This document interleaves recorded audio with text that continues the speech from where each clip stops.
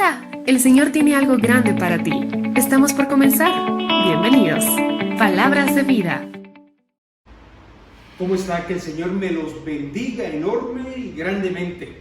Un saludo fraterno, nos place muchísimo estar con todos ustedes. Hoy aquí a través de Telesistema y Telered, teniendo esta maravillosa oportunidad de anunciarles las buenas nuevas del Evangelio, de anunciarles la palabra de Dios, de anunciarles lo que les anunció el mayor de todos los profetas. Les hablo de Juan el Bautista. El mensaje de hoy se llama Corre la voz y está centralizado en el capítulo 3, en el relato de Lucas, en su capítulo 3. Qué maravillosa enseñanza, acorde a nuestros días, basada en el Evangelio de Lucas. Van a ver ustedes cuánto vamos a aprender acerca del nacimiento de Cristo, sí, del contexto en el que nació el Mesías, pero sobre todo lo más importante, no quedarnos en lo que ocurrió hace 2000 años, sino en el próximo evento profético que sigue. Es la segunda venida de nuestro Señor Jesucristo. De verdad que nos place muchísimo poder estar hoy aquí y compartir este mensaje en este especial de Navidad para todos ustedes.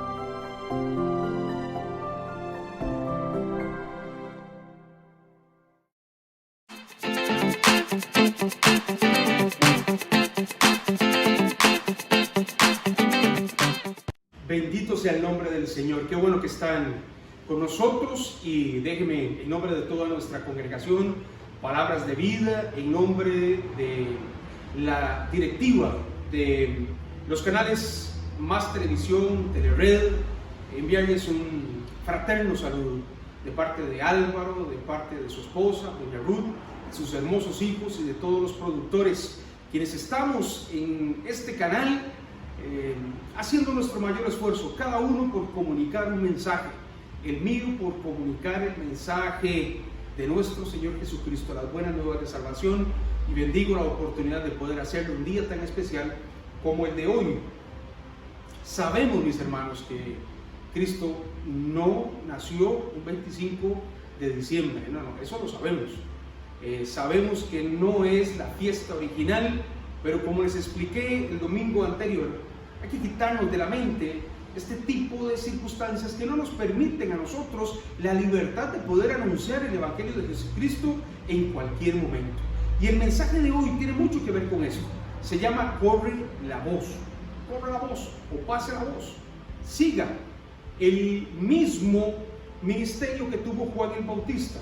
Él fue la voz que clama en el desierto, la voz que anunció la llegada del Señor, y esta es nuestra misión: seguir anunciando las buenas nuevas del Evangelio. Les dije que íbamos a tomar de texto base el relato de Lucas en el capítulo 3, desde el versículo 1 hasta el versículo 18. Pero quiero detenerme en el contexto que se encuentra en los primeros dos versículos, porque el contexto en el que Cristo viene al mundo es muy parecido al contexto en el que estamos hoy. Muy, pero muy parecido. Vea cuánta enseñanza hay en estos primeros dos versículos. Así relató Lucas, capítulo 3, versículo 1. En el año 15 del imperio de Tiberio César, siendo gobernador de Judea, Pilato y Herodes tetrarca de Galilea y su hermano Felipe tetrarca de Iturea y de la provincia de Traconite, y Lisanías tetrarca de Abilinia, y siendo sumos sacerdotes Anás y Caifás, vino palabra de Dios a Juan, hijo de Zacarías, en el desierto. La mayoría de las personas saltan esta fase de introducción donde hay un montón de nombres, porque no consideran importante explicar el contexto, o porque no conocen la historia detrás de los nombres mencionados. Pero ojo que esto tiene una enseñanza, no está en la Biblia por casualidad. Lucas quería expresar gráficamente el contexto en el que nació y el contexto en el que se desarrolló Jesús. Jesús, el Mesías prometido. Y lo primero que dice era que corría el año 15 del reinado de Tiberio César. ¿Quién era Tiberio César? El segundo de los emperadores romanos. César no es un nombre, es un título. El César era prácticamente el dios del mundo conocido. Era el máximo jerarca político del mundo conocido, gobernado por el imperio romano. Y Tiberio tenía una particularidad importantísima como gobernante. Y vamos a ver cómo estaba el mundo desde el punto de vista político y desde el punto de vista religioso. Cómo la sociedad política recibió a Jesús y cómo la sociedad religiosa recibió al Mesías. Tiberio era yerno de Augusto César, el primer emperador romano. Tiberio era un hombre cruel, que disfrutaba de la muerte, disfrutaba de ver morir a las personas. Cuentan los historiadores romanos, Josefo en particular, que Tiberio expulsó de Roma a los judíos y luego los repatrió, solo con la idea de hacerlos culpables de todo lo que estaba viviendo el imperio y tener una justificación para poderles matar. Vea qué clase de gobernador mundial que había en esos momentos. Además, según Suetonio, otro historiador romano, dice que Tiberio era un hombre dado a los placeres sexuales. De hecho, Tiberio pasa la mayor parte de su reinado exiliado, por así llamarlo. Él se autoexilió en la isla de Capri, en Nápoles, en Italia. Él tenía al inicio un apasionado gusto por las mujeres. Luego le gustaron los hombres y luego le gustaron los niños. Y en la isla de Capri, él pronunciaba edictos, leyes que favorecían que practicara toda esta clase de inmundicias sexuales. Ese es el mundo político en el que nació Jesús. Tiberio era un hombre despiadado, sin corazón, con un alto disfrute por la violencia.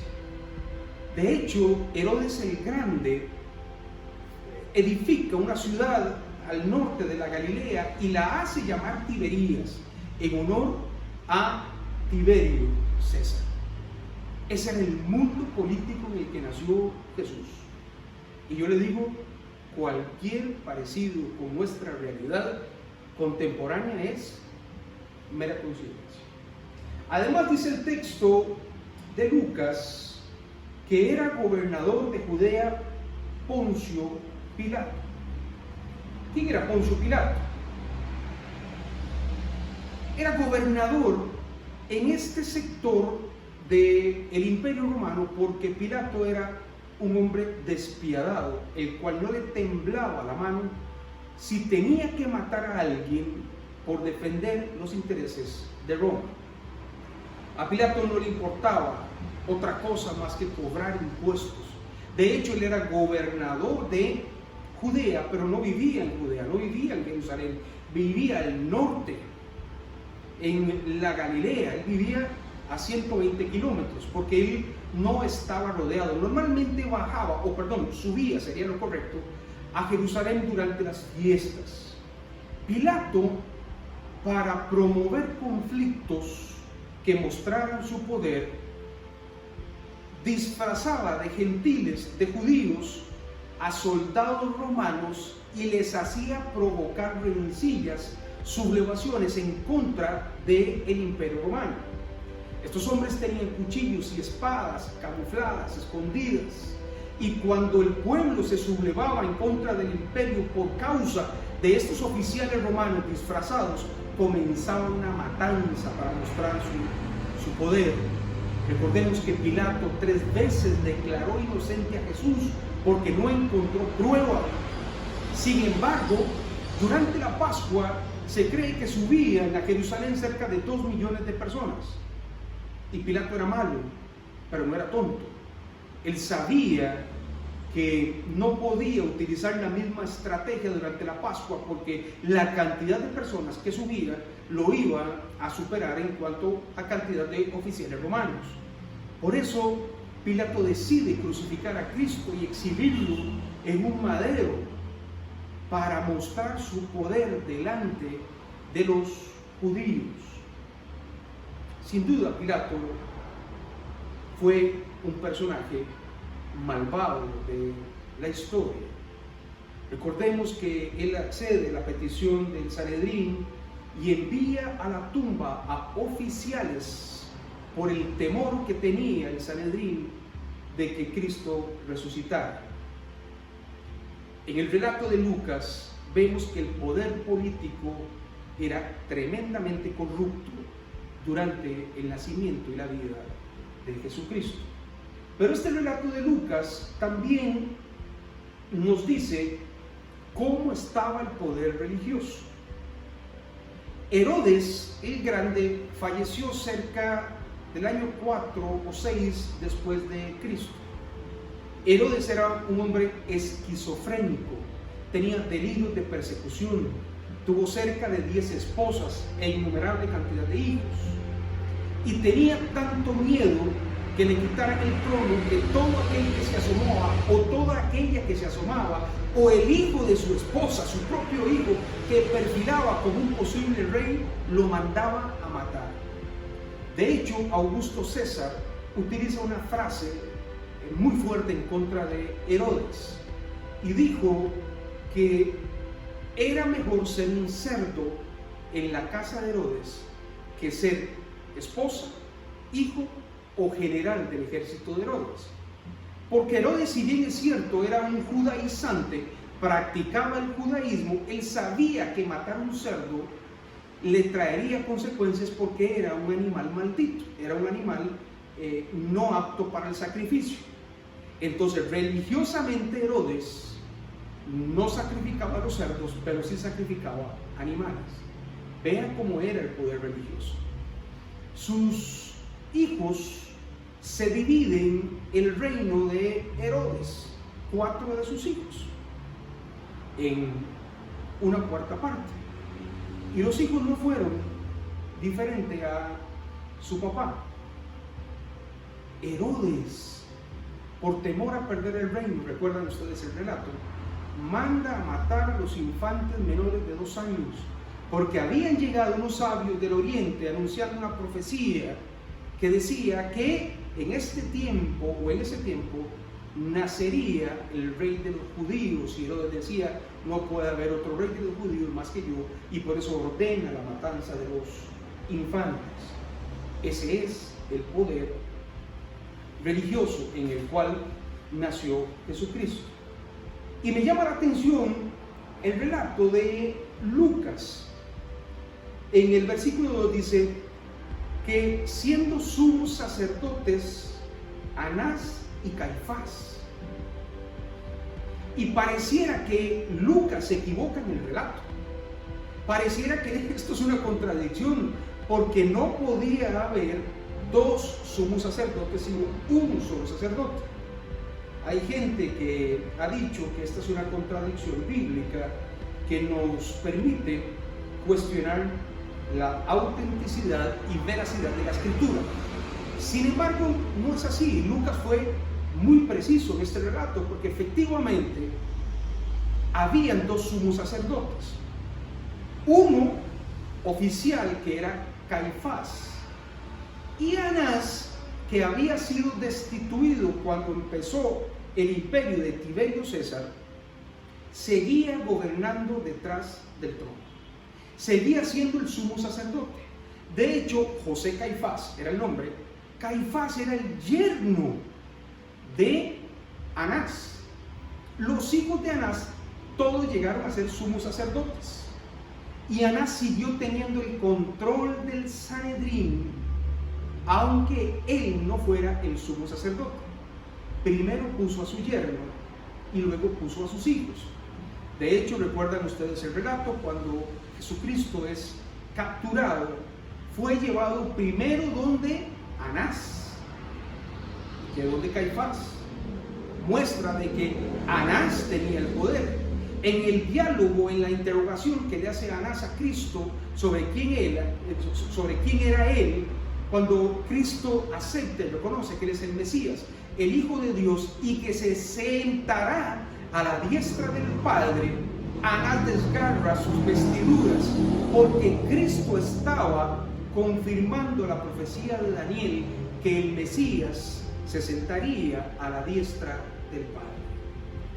Fue Anás un líder religioso que gobernó detrás del trono del sumo sacerdocio. Hermanos, hermanas, amigos, amigas, este es el contexto en el que nació Jesús. Era la sociedad en la que nació Jesús, con un poder político corrupto, tremendamente corrupto, pero con un poder religioso igual o peor de corrupto, porque ellos tenían, los religiosos, los judíos de la época, la revelación escrita que el Mesías nacería, pero a los suyos vino y los suyos no le recibieron, dice el texto bíblico.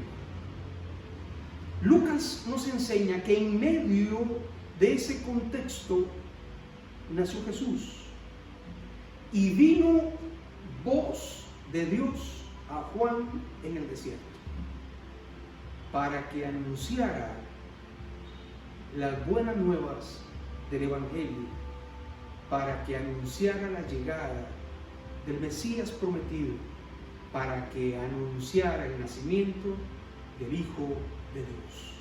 En medio del desierto, allí recibió Juan la voz de Dios. Y yo me pregunto, ¿por qué en el desierto? Claro, los que conocen más de Biblia saben que tenía que cumplirse la profecía. Pero es que no es casualidad, porque la sociedad al otro lado del Jordán estaba convulsa, estaba corrupta, estaba llena de traiciones, estaba llena de matanza, llena de sangre, de la sociedad política y de la sociedad religiosa. Y es en la quietud del silencio que Juan recibe el mensaje que comienza a preparar la venida del Señor Jesucristo. De esto vamos a profundizar, porque el mensaje de hoy tiene esta intención: que usted sea sensible a lo que Dios ya dejó escrito y que usted pueda correr la voz en medio del desierto, en medio de una sociedad convulsa como la que vivimos, no para anunciar que Jesucristo, el Mesías, nacerá, sino para anunciar que el Hijo de Dios volverá. Vamos a orar al Señor y regresamos con este detalle tan grande de la Escritura en este especial de Navidad.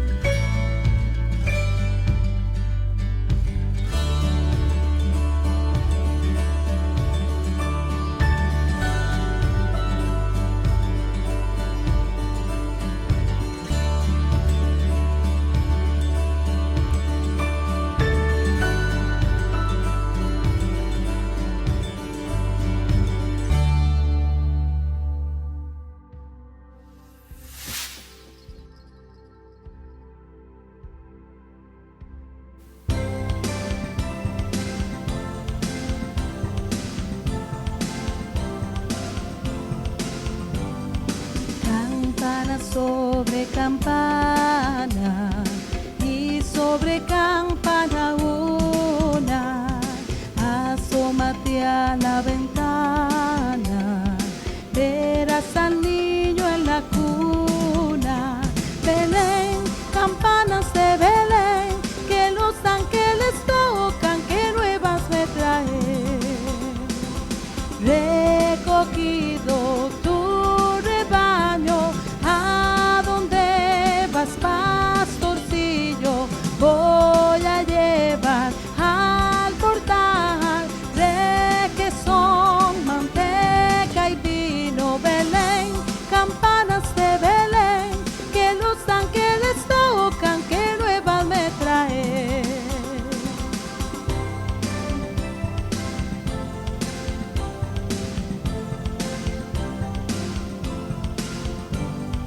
Campana sobre campana y sobre campana dos, asómate a la ventana, porque está naciendo Dios. Belén, campanas de Belén, que los ángeles tocan, que nuevas me traen. Caminando a medianoche, donde caminas, pastor, le llevo al niño que nace, como a Dios mi corazón. Belén, campanas de Belén, que los ángeles tocan, que nuevas me traen.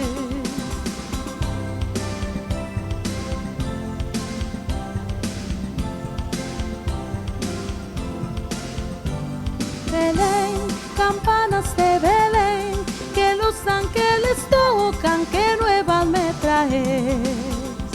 Belén, campanas de Belén, que los ángeles tocan, que nuevas me traes.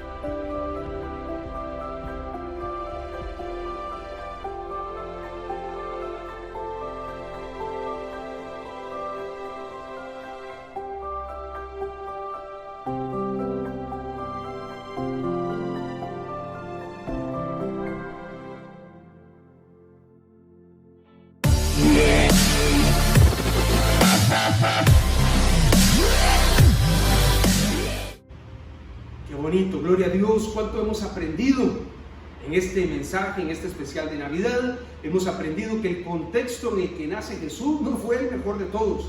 De hecho, el contexto en el que nace Jesús es complicado, con una sociedad política convulsa, corrupta, y hemos aprendido que la sociedad religiosa estaba igual o peor de corrupta que la sociedad política. Y que en medio de toda esa corrupción, en medio de toda esa maldad, en medio de todo ese tiempo de violencia, Dios decide enviar a su Hijo Jesús para ser la salvación del mundo. Y antes de este hecho,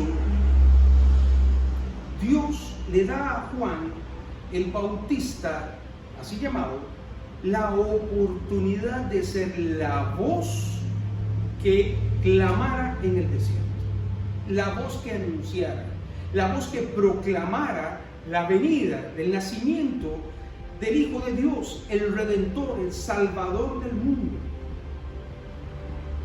Jesús dice de Juan el Bautista que es el mayor de los profetas. De hecho, el texto dice que no hay otro hombre nacido de mujer como Juan el Bautista.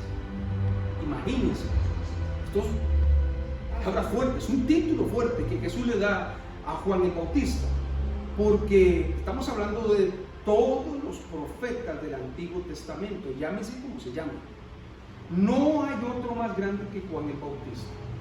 Sin embargo, dice que Juan es el más pequeño en el reino de los cielos.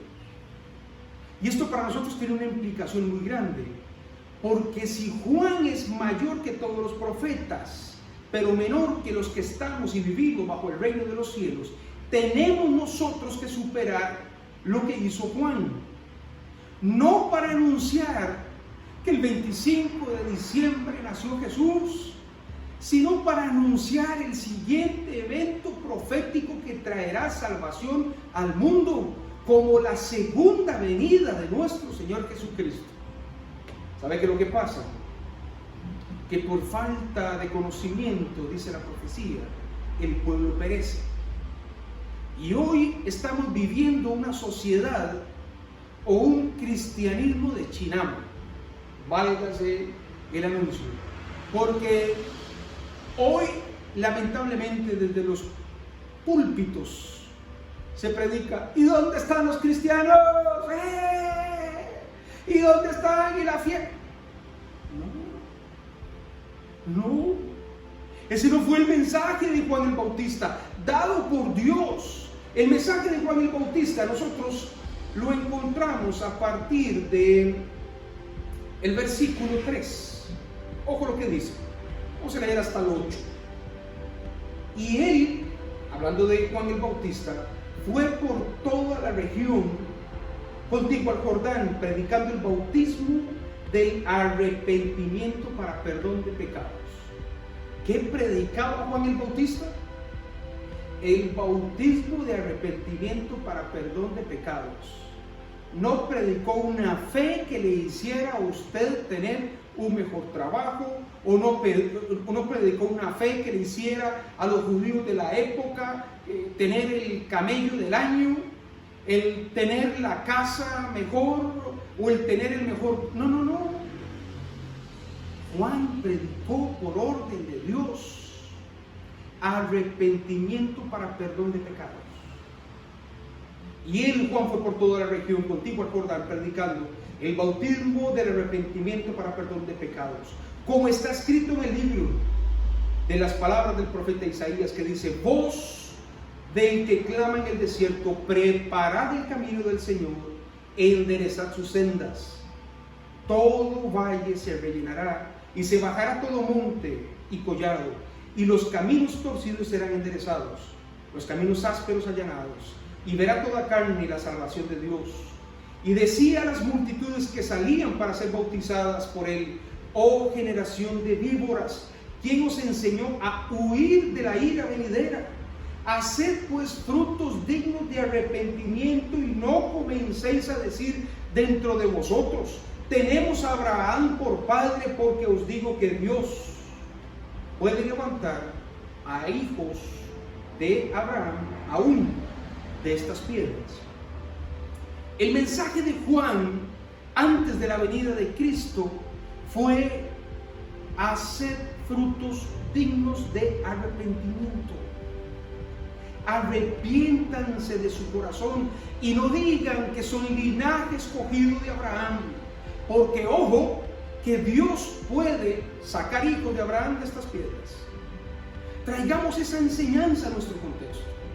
Estamos viviendo tan confiadamente en que somos cristianos porque venimos 1 o 2 veces a la iglesia, porque servimos en un ministerio, porque oramos de vez en cuando, porque leemos la Escritura, porque el Señor nos ha dado algunos dones. Cuidado, que el Señor puede sacar hijos suyos debajo de las piedras. Esto no es lo importante. Antes del evento profético máximo que se va a desarrollar, ya no el nacimiento carnal del Hijo de Dios, sino la segunda venida, que tiene 2 fases. Primero, vendrá en las nubes para arrebatar a los que son suyos, a los que son y forman parte de su iglesia.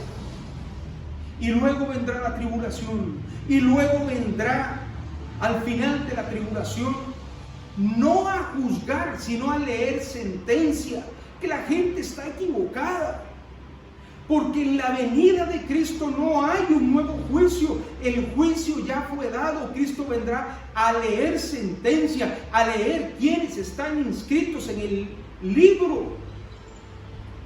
Vea lo que dice el Evangelio de Juan, capítulo 3, versículos del 17, del 18 en adelante, del 18 en adelante. El que en él cree no es condenado. Está hablando de Jesús. Ojo lo que está diciendo. El que en él cree no es condenado. Quiere decir que ya hay una jurisprudencia en términos legales. Vean lo que dice el texto y luego lo explico. El que en él cree no es condenado, pero el que no cree ya ha sido condenado, porque no ha creído en el nombre del unigénito Hijo de Dios. Este texto nos está diciendo qué le va a pasar a los que no creen en Jesús como Señor y Salvador. Serán condenados. Y el que cree no es condenado. Esto en términos legales, como les expliqué, es jurisprudencia. Déjenme le pongo este ejemplo.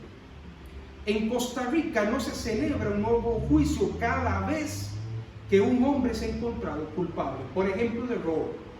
No. El juicio es para ver si este hombre es inocente o es culpable.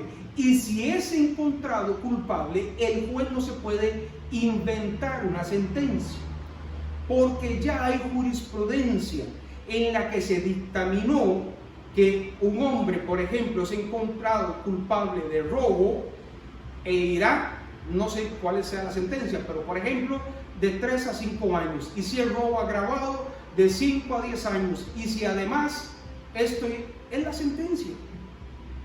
Nosotros se nos ha vendido que tenemos la oportunidad de salvarnos en el juicio de Cristo, en el juicio venidero, y que allí podremos nosotros arrepentirnos.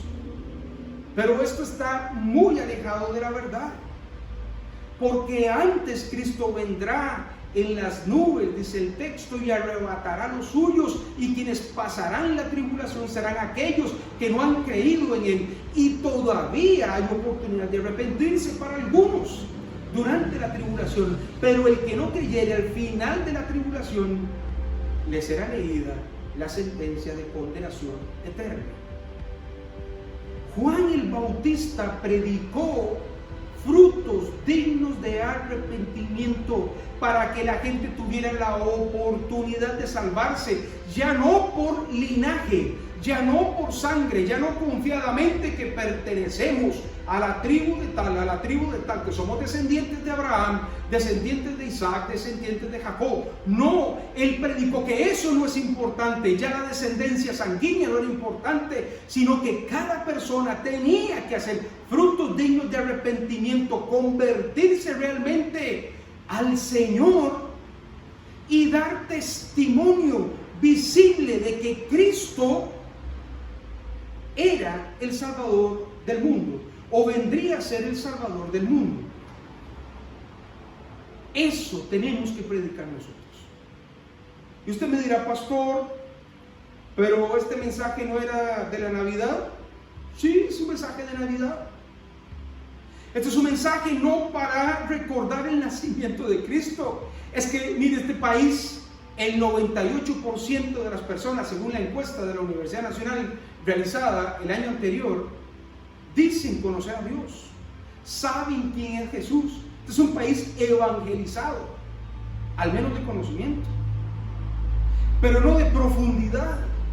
La mayoría de las personas hoy están celebrando cualquier cosa menos el nacimiento de Cristo, porque se nos ha metido una influencia comercial y la mercadotecnia ha aprovechado la sensibilidad y se ha vuelto esto una compra y venta de regalos. Hay que andar en las calles en estos días, es una locura. La inflación de las tarjetas, el endeudamiento por comprar lo que usted no necesita, lo que no tiene, es terrible. Y las consecuencias las vamos a ver en enero. La cuesta no empezó en enero, la cuesta empezó en diciembre. Porque la gente no celebra el nacimiento de Cristo. La gente no recuerda el nacimiento de Cristo, no lo toma como importante. Algunos harán un portal, el árbol, y vendrá algún rezo después, con refrescos, pancitos, tamales, y ya estuvo. No, es que la mayoría de la gente no celebra el nacimiento de Cristo, que tenemos que celebrarlo. Pero perdónenme, eso ocurrió hace 2000 años. Ya Cristo vino al mundo, es que la gente no se ha dado cuenta. Ya Cristo vino, ya Cristo nació, cumplió todas las profecías, ya Cristo murió, fue crucificado, colgado en el madero, pero sobre todo, ya Cristo resucitó para darnos a nosotros vida. Él vino a destrozar las obras del enemigo, Él vino a dejar clavada, según Colosenses, Pablo escribe en la carta a los Colosenses, el acta de los decretos que había en nuestra contra. Nosotros tenemos que ser como Juan el Bautista. Tenemos que ser como Juan el Bautista y correr la voz de la actualidad, no la voz de hace 2000 años. La voz de la actualidad dice que nosotros tenemos que anunciar que Cristo vendrá, que Cristo volverá y que ya no vendrá como vino en el pasado. Versículo 17 del Evangelio de Juan, capítulo 3. Porque el Hijo del Hombre no vino a juzgar al mundo, sino para que el mundo fuese salvo por él. Pero ojo, ya vino y cumplió esa misión. La segunda venida de Cristo es totalmente diferente. La segunda venida de Cristo vendrá a leer sentencia sobre los que no creen. Y aunque a usted le parezca contradictorio, este es un mensaje de buenas nuevas. Este es un mensaje de salvación. Y yo no puedo quedarme callado y convertirme en un pastor animador del chinamo cristiano. Perdónenme, no fui llamado para eso. Yo fui llamado para anunciarle las buenas nuevas del hombre. Que la palabra de Dios penetre en su corazón. Pero sobre todo que le haga cambiar, que transforme su vida. Que usted aproveche la oportunidad maravillosa que Dios te da para que hagas frutos dignos de arrepentimiento. ¿Y cuáles son los frutos dignos de arrepentimiento? Los vemos a partir del versículo 9 del Evangelio de Lucas, capítulo 3. Ojo lo que dice. Y ya también el hacha está puesta sobre la raíz de los árboles. Por tanto, todo árbol que no da buen fruto se corta y se echa al fuego. Esto no lo digo yo, esto lo inspiró el Espíritu Santo. lo inspiró Dios para que Lucas lo escribiera, para que 2000 años después le llegara a usted.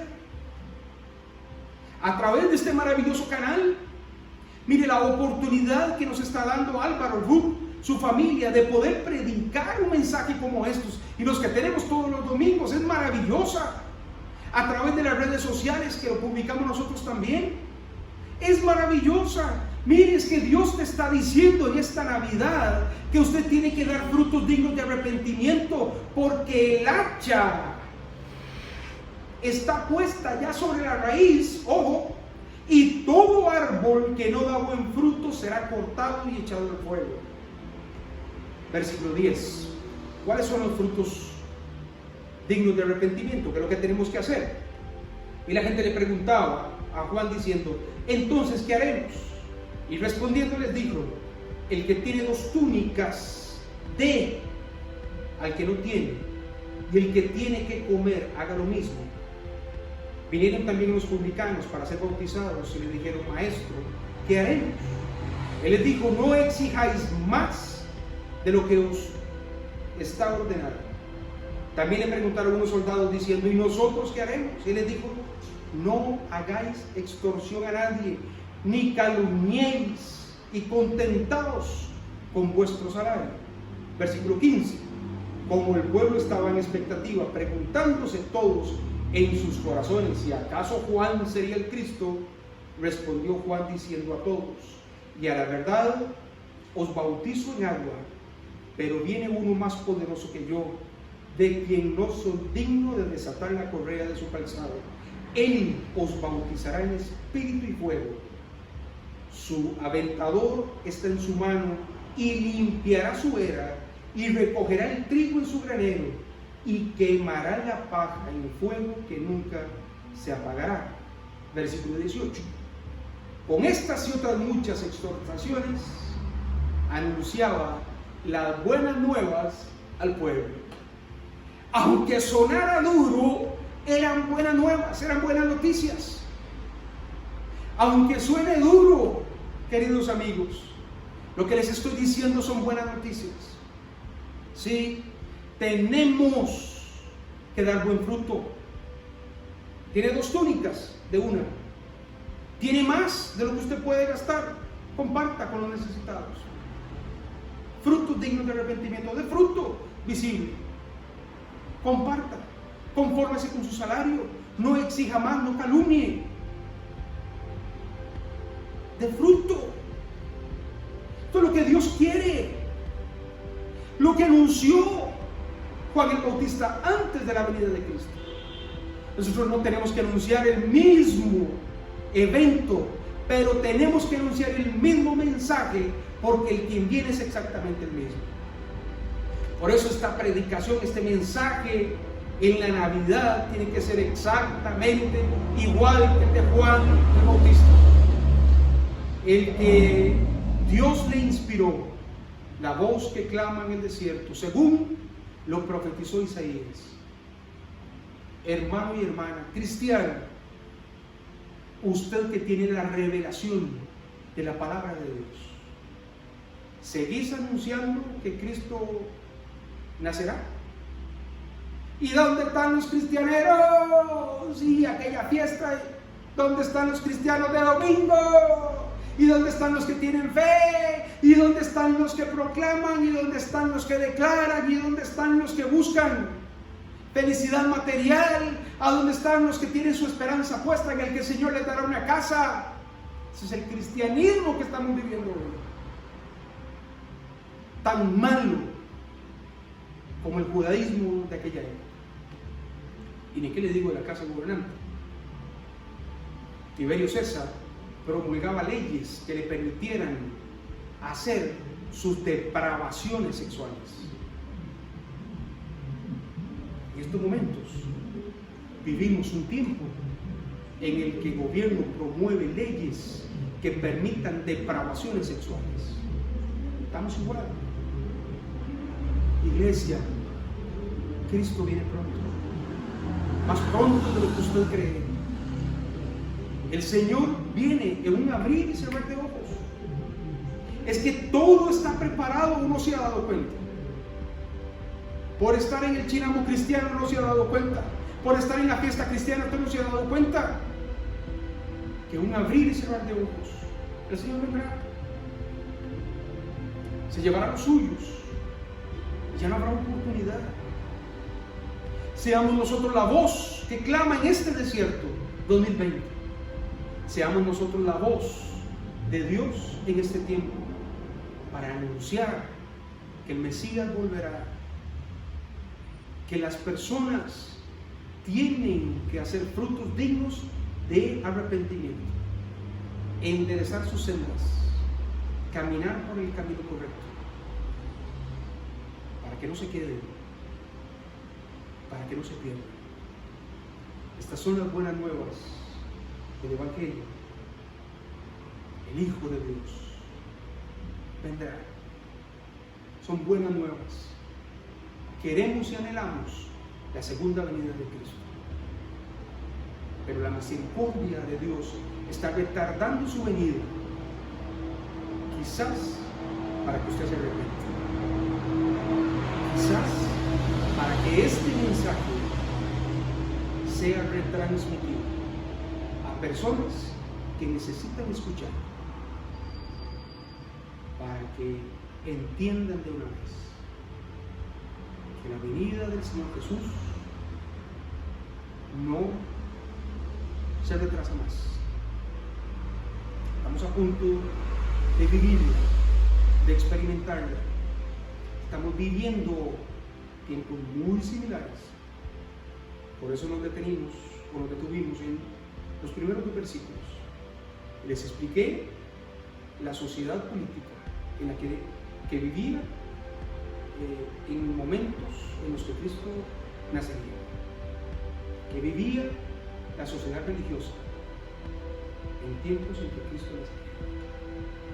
Estamos igual como en los tiempos de Noé, donde la maldad del hombre ha aumentado.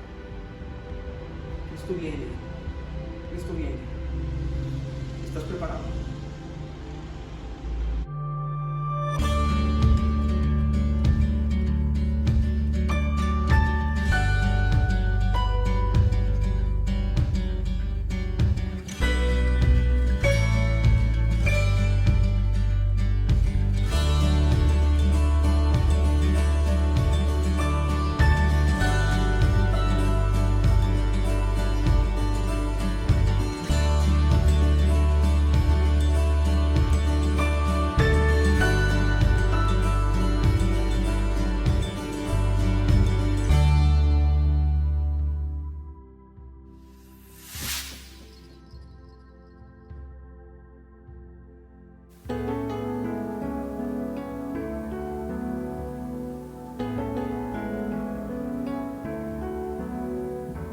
Noche de paz, noche de amor, todo duerme en derredor, entre los astros que esparcen su luz, bella anunciando al niñito Jesús.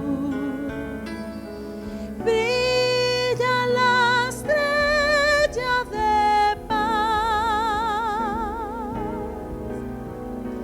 brilla la estrella de paz.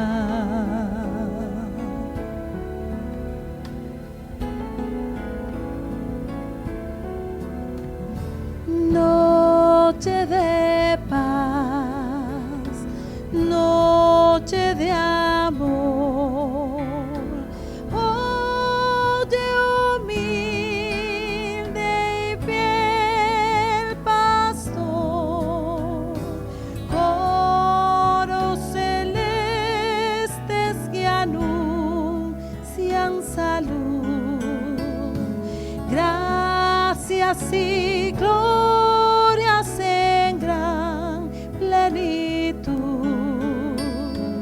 por nuestro buen Redentor,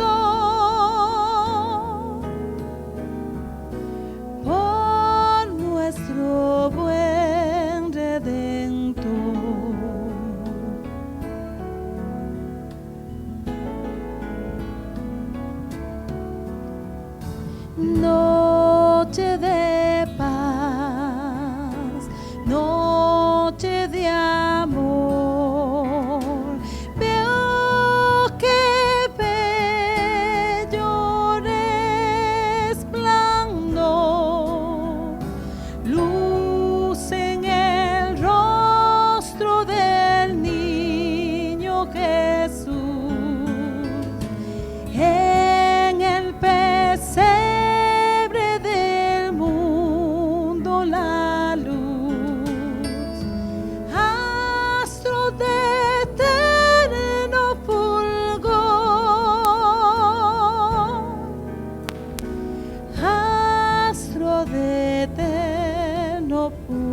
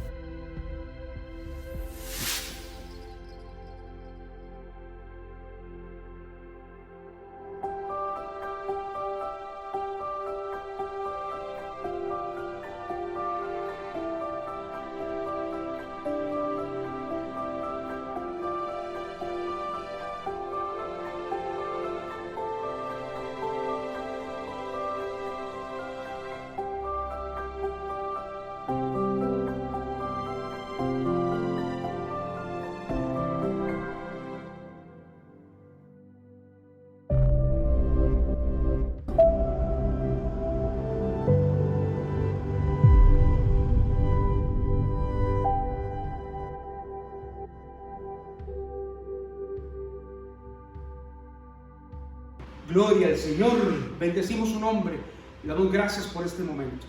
Gracias porque nosotros somos sensibles en esta época. Siempre le digo a la iglesia, no discutamos sobre fechas, no nos metamos en conceptos históricos, porque es perder el tiempo, es caer en la trampa del enemigo.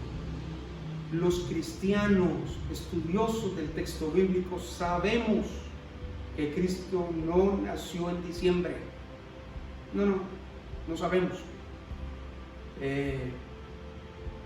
Pero el mundo está sensible.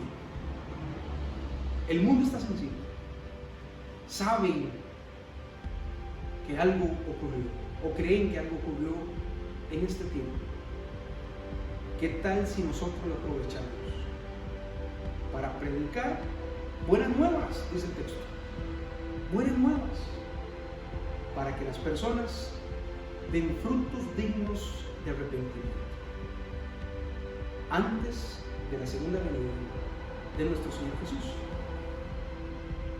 Aprovechemos y corramos la voz, como Juan el Bautista en el desierto, en un mundo convulso, política y religiosamente. Así pidámosles nosotros al Señor, o pidámosle nosotros al Señor. Cierre sus ojos un momento y dígale: Padre Celestial, no sabemos cuándo será la segunda venida de tu Hijo, pero podemos oler que pronto Él vendrá. Haz de nosotros instrumentos para anunciar las buenas nuevas del Evangelio, para ser la voz que clama en el desierto anunciando que Cristo vendrá pronto, para que el mundo tenga la oportunidad de arrepentirse, para que el mundo tenga la oportunidad de ser salvos, para que cuando tu Hijo venga la sentencia sobre nosotros sea de gloria. La sentencia nuestra sea la proclamación de estar contigo por siempre y para siempre, viviendo bajo el reino que tú has establecido en los cielos nuevos y la tierra nueva. Padre, haz de nuestra voz instrumento para proclamar tu evangelio, aún en tiempos convulsos como el que estamos, con una sociedad política corrupta, con una sociedad religiosa también corrupta. Apártanos, llévanos al desierto para no contaminarnos y proclamar lo que tu palabra dice. En el nombre de tu Hijo Jesús. así será hecho. Amén y amén. Que el Señor les colme de miles de bendiciones. Que el Señor haga resplandecer su rostro sobre ustedes. Que el Señor les levante, les exalte, les dé lo que ustedes necesitan para hacer, correr la voz de Dios en tiempos como los que estamos. Les bendigo. En nombre de toda nuestra iglesia Palabras de Vida, en nombre de Álvaro, en nombre de Ruth, en nombre de sus hijos, en nombre de todos los compañeros productores de Telesistema y Telered, les mandamos un fuerte abrazo. Muchas bendiciones, y que este fin y principio de año sean siempre para la exaltación y la gloria de nuestro Señor Jesucristo. Amén y amén. Nos vemos.